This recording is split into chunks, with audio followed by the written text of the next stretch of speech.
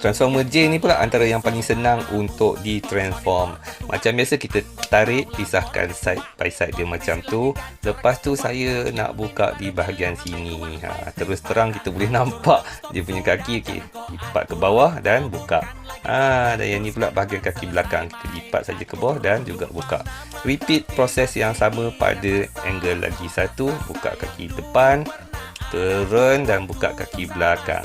Okey, untuk bahagian ekor pula, cara buka dia ialah dengan cara kita upil di bahagian sini, buka sampai habis. Kalau tak, nanti ekor dia tersangkut. Kita keluarkan ekor dan tutup. Sama juga dengan sebelah depan. Bukakan bahagian kompartmen ni. Okey, dan keluarkan kepala. Dah pun siap. So ialah model krokodil, walaupun sedikit petak, tapi nak buat macam mana, dah lama pun Transformers. Jadi kepada siapa yang berminat dengan mainan-mainan macam ni ke, macam pasal Tamiya ke, Lego ke, Transformers ke, Polaris ke, follow dan subscribe Mainan Adam Channel untuk tengok banyak lagi video-video pada masa akan datang.